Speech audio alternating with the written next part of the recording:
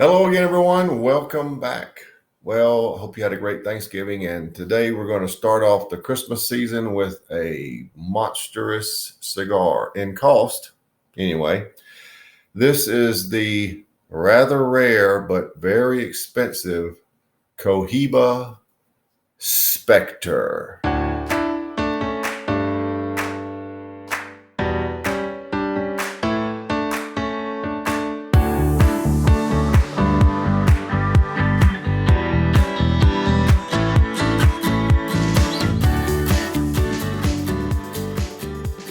Now, this cigar will probably be out of most people's price range. They run $90 per cigar or $900 for a box of 10. This is the most expensive Cohiba ever produced. Now, you're asking yourself, what could possibly make this cigar worth $90? That's actually a good question. I'm going to tell you what the cigar is comprised of and why they feel they justify that price tag. It uses a rare Ecuadorian Sumatra wrapper, which during the curing process of the wrapper, a small percentage of upper priming leaves developed a reddish hue and were set aside for further aging. The tobacco underwent an additional 6 months aging. In the end, General had 8 barrels of wrapper tobacco that it felt was pristine and could be used for a special release. The blend also incorporates Dominican Piloto Cubano tobacco that has been aging in tercios since being harvested in 1995. These leaves are placed at the center of the bunch, where it is surrounded by Nicaraguan Esteli leaves from harvest in 2011 and 2014. These Nicaraguan leaves were aged in Spanish sherry barrels. The blend is rounded off by 3 Honduran leaves: Ocho San Agustin 2002 crop, Hamastran 2011 crop, and La Entrada 2011 crop. The Spectre is available in one size, 7.25 by 54. They call it a double Corona. It's packaged in a circular red and silver box containing 10 cigars housed in tubes.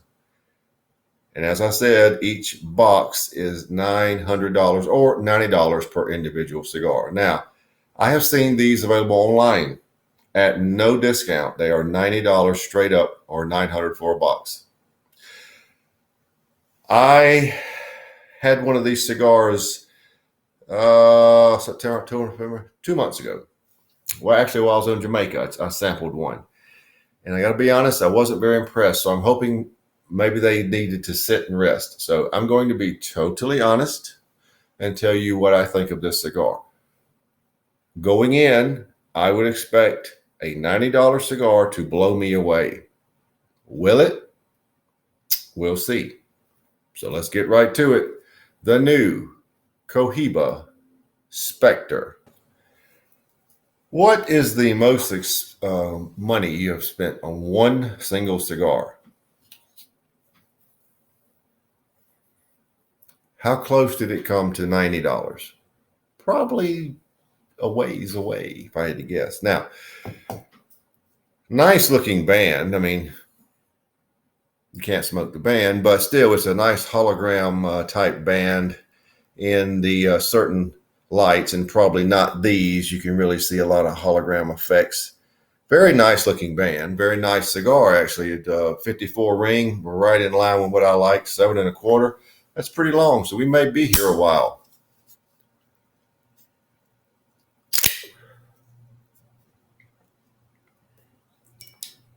Okay. The draw is a little firm, but I'm going to see if it'll work. I think it will. You know what I'll do if it doesn't. Got it right here. Perfect draw.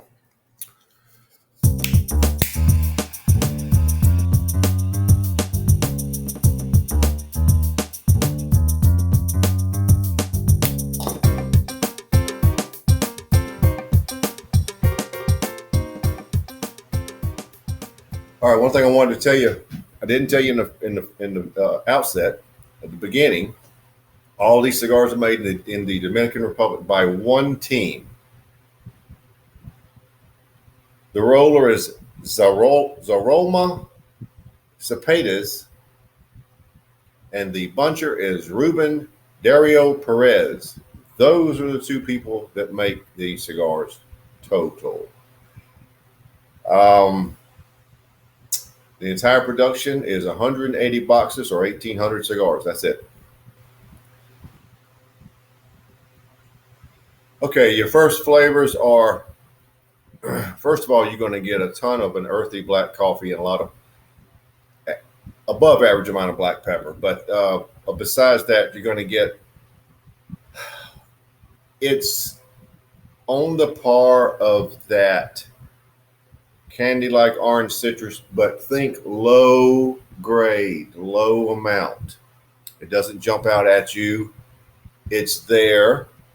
You notice it probably at the same time or after you notice the earthy black coffee. There's some brown sugar and a twinge of cinnamon. The sweet notes are, the percentage of sweet notes to the earthy black coffee are about sweet note 40-60. It seems a little more earthy black coffee ish than sweeter. You get the sweeter notes, but they're not jumping out at you. So that's sort of how you start. Going to be a long cigar. We're going to be here a while, so I'll come back if anything changes or at the third points.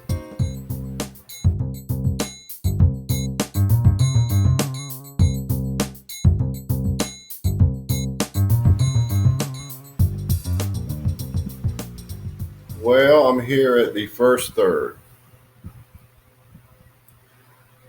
And the flavors, surprisingly, have not really changed that much. Another surprising thing is that the strength of this cigar at this point, I would say, is not more than mild to medium. Not powerful. That candy like orange is still there. It has a little effervescence to it. There's quite a bit of an earthy coffee, black coffee, a little nutmeg sprinkled in through there, a little brown sugar, and like I said before, a twinge or just a light sprinkling of cinnamon.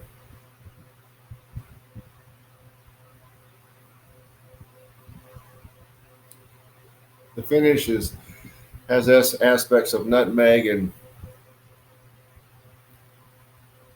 some earthiness and a little of that.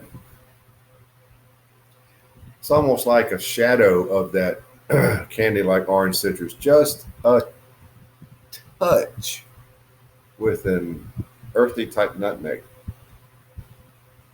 A little bit of lingering pepper. Oh, the pepper. Well, the pepper initially started more than this, but I would put it at a 7, which is like the dead average amount for me. That's just a numerical score I give for an average amount. If it had less than average, it'd be 6.5 or 6 or 5 or whatever. So 7. But the cigar is okay. It's not jumping out at me with sweetness. It's not jumping out at me with anything. It doesn't have enough sweetness. It has some, and it needs about 25% more. Okay, so it's not lacking totally, but it needs more. For the first third, I would rate this cigar 86. So that's our benchmark for this starting for the cigar. 86. So let's see what the second third brings.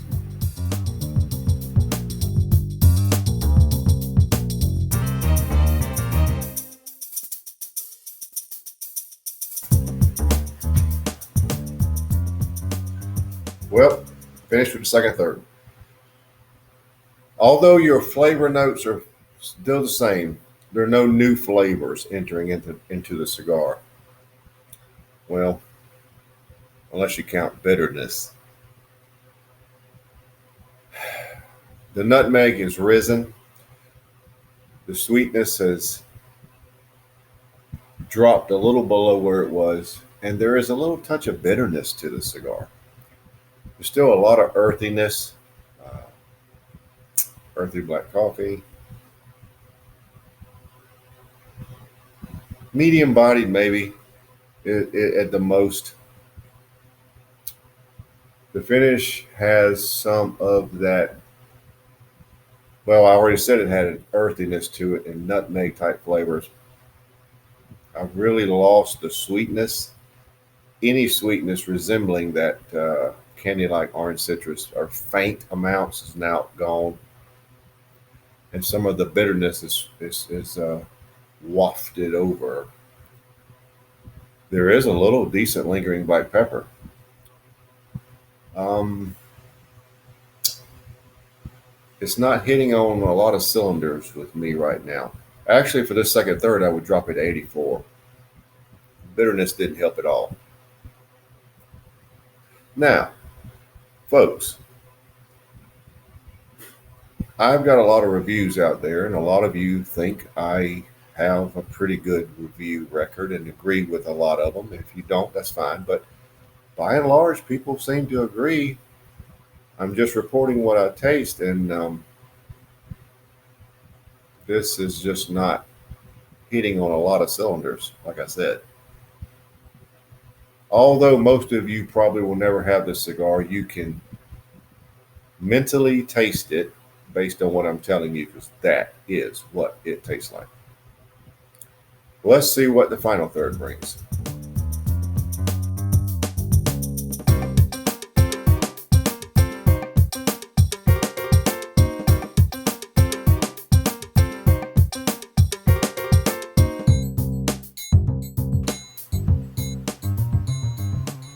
Well, we're down to the end, so let's wrap it up.